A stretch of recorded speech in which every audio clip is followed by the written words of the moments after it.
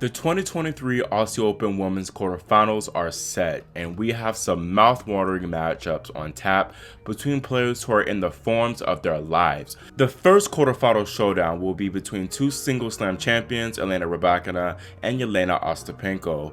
Rybakina has had a very tough draw in Melbourne, opening against Hobart finalist Elizabeth Cochareto, then Danielle Collins in round 3, who was last year's AO finalist. Elena then of course just took out world number 1 and title favorite Iga Swiatek in straight sets in round 4. Though Elena is ranked outside the top 20, I wouldn't quantify that Swiatek result as an upset, as the Kazakhstanian is obviously very capable of big things, winning Wimbledon last year. Also playing arguably better tennis than Iga coming into this match, which made all the difference in the crucial moments of that fourth rounder. Rybakina pretty much played within herself and was able to match Iga pound for pound in those baseline exchanges. Elena has a lot of easy power and depth on her shots, which made it difficult for Iga to tee off and hit random winners and rallies as she typically does. Iga really had opportunities to take this match in straight sets, but Rybakina is sneaky. If you don't take advantage of your opportunities against her, you can end up hurt, because any little opening you give her, she'll take advantage. I think Waluigi in real life on Twitter said it best, as Rybakina is the type of player who just naturally imposes pressure on opponents and will come out on top with a straight sets victory, despite said opponent having multiple small windows to really win. Iga really should have gone up 4-love in that first set, and she led 3-love in the second, but Elena is low-key very clutch, and people don't give her enough credit for that. Focusing back a bit on Iga, she never really looked all there mentally this entire tournament, so the loss isn't surprising at all. Something did shift in that United Cup loss to Pegula, and I honestly thought that loss would only help her in Melbourne and have that fire and light that fire beneath her, but she seems to be really struggling with a lot of self-imposed pressure and expectation.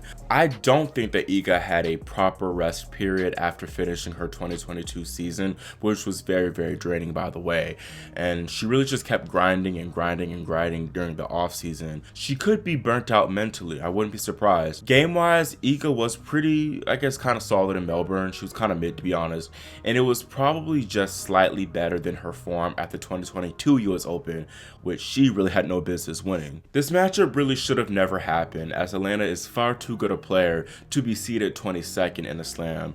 She should definitely be in the top 10 right now, especially after that Wimbledon win, but of course they did not award points due to the ban. This has made life pretty tough for Elena, as she's often drawn slam champs and top 10 competitors in the early rounds of events. However, solid results like these will help propel her to a more deserving spot in the rankings. Meanwhile, Latvian Jelena Ostapenko being in the quarters is a tiny bit more surprising, only because of her up and down form coming into the tournament, and plus her poor track record in slams. She did benefit by the late withdrawal of Paula Badosa, and thus did not have to face a seed until the fourth round, where she took out 7th seed Coco Gauff in straight sets. Coco didn't play bad at all and played at about the same level that she's been playing all year, which quite frankly isn't quite high enough if she wants to win a major. The forehand has improved, don't get me wrong, as I feel like she's made a nice conscious effort to accelerate through it more, which also helps her withstand pressure and pace thrown at her on that side.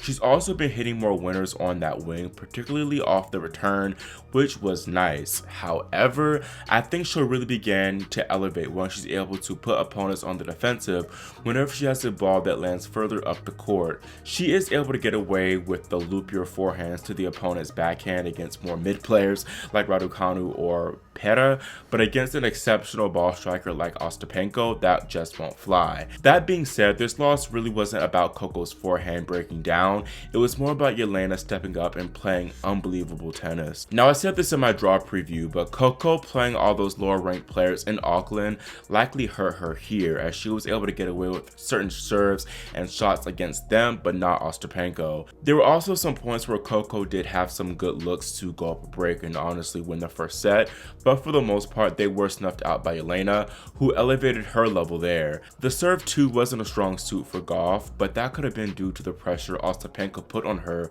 with the return. The overarching problem to me is the fact that Coco hasn't yet won a semi-big tournament, with her 3 big wins all being at 250s. I feel like she needs a 1000 or at least a 500 under her belt to give herself the confidence to go all the way in the majors. Perhaps if she and Pegula win a major like at this year's Australian Open in doubles, by the way, she'll have that confidence to know that she can get it done on a big stage, even if it is in doubles. Meanwhile, focusing on Jelena, this is the Latvian's first slam quarterfinal showing in nearly 5 years, which is honestly ridiculous because with her game, she should really have another slam to her name by now. The problem with Jelena though is that her game is so high risk and she can go from hot to cold with a flip of the switch. I would lean more towards Rybakina taking this match due to her overall steadiness, but I feel like Jelena's been playing slightly better throughout the tournament. If she maintains the level that she showed against Coco, she'll be very tough to beat, but that is just an if. Jelena won their 2 previous meetings, while Elena has a slight advantage in beating Ostapenko in doubles here in the first round. I'm going to go with Elena Rybakina to win this one in 3 sets because of her more consistent high base level of play. Next, 2-time Aussie Open champ Victoria Azarenka takes on Jessica Pegula, who's undoubtedly one of the best players this season thus far. Pegula will be the big favorite here to me, as she's carrying that excellent United Cup form to Melbourne very nicely, where she's eased through her draw without dropping a set. The win over Barbora Krejcikova was especially impressive, as Pegula just showed how tough it is to beat her at the moment. Her ball striking is so clean and with great depth, but the big thing is that she's consistent with it. She constantly applies pressure to opponents from the ground and doesn't really have any glaring weaknesses, as she's also solid at the net too. She will be the favorite to me versus Azarenka, who's gone through far more adversity, first escaping a tough opening rounder against Kenin before battling past Madison Keys and Lin Zhu in 3 sets. The head-to-head between Vika and Jessie is 2 apiece, with Pegula winning their last meeting in Guadalajara in 3 sets.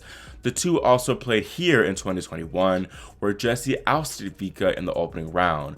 That tournament, Pegula made the quarterfinals and went on to make 3 more Slam last 8 appearances in her career. However, she's lost every last one of those quarterfinal matches. Granted, those last 3 were against world number 1s Ash Barty and Iga Swiatek, so the prospects of the American getting over the hump here are definitely higher. However, the monkey of not yet making a Slam semifinal could definitely be weighing down on Pegula, while Azarenka has far more experience at this stage. Still, with the way that Jessica's playing, I don't see her faltering here and thus have her moving through to the final 4. The top and bottom half of the women's draw are very different to me, as there are simply more accomplished players who are playing at that higher level in my opinion. Aryna Sabalenka is kind of the big favorite there to make the finals at the moment, as she's looked phenomenal, not dropping a set both this tournament and all season. She won Adelaide 1, by the way, a few weeks prior. Aryna hasn't been playing any scrubs either, as she took out Shelby Rogers, Elise Mertens, and most recently Adelaide 2 champion Belinda Bencic. Something truly did shift in that Adelaide 1 tournament, and it happened during the first round versus Ludmila Samsonova, where Sabalenka managed to claw back from 5-1 down in the opening set and saved like 7 set points before coming through. She's had a notably calmer demeanor out there on court, which has definitely made a big difference in her game.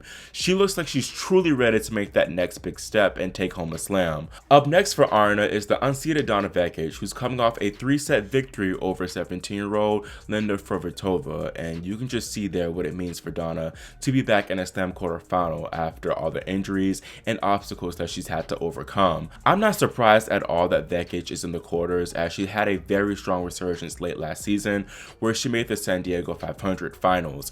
Right now, I do think Sabalenka is simply too strong for Donna, and I have the 5th seed prevailing, although the Croatian does have the 5-1 head-to-head advantage over Aryna, so a potential upset there could be on the cards. Now, the least expected quarterfinal to me is between Karolina Pliskova and Magda Linette. Now, even though Karolina is a 2-time Slam finalist, I feel like her being here is a bigger surprise than Magda, which is crazy, I know, but hear me out. Pliskova was down bad since last year's US Open, losing in the early rounds in almost all of her subsequent events. She even had to play qualifying to get into Adelaide 2. It was on the cusp of not being seeded here in Melbourne. The serve eluded Pliskova for the past few months, but it's returned just in time for this major, as she's back firing aces and dominating on serve overall. Karolina hasn't yet dropped a set this event and does look to be the favorite against Magda. This is a whole new world and terrain for Linette, as she never made it to a Slam second week prior to this tournament. Her road to the quarters has been much tougher than Karolina's, as the world number 45 beat Anett Kontaveit and Ekaterina Alexandrova before besting 4th seed Caroline Garcia. Pliskova leads the head-to-head over over Linette 7-2, but Magna did dominate the Czech in their last meeting at the Billie Jean King Cup a few months ago. I will pick Carolina here, but I wouldn't be surprised at all if Linette notched one more milestone along this fairy tale run. That's all for this video, and let me know in the comments who you believe will reach the semifinals. Also, make sure you subscribe and click the notification bell so you're notified whenever I post my semifinal preview for the women. Thanks for watching, and I'll see you next time here on Grand Slam Tennis News Today.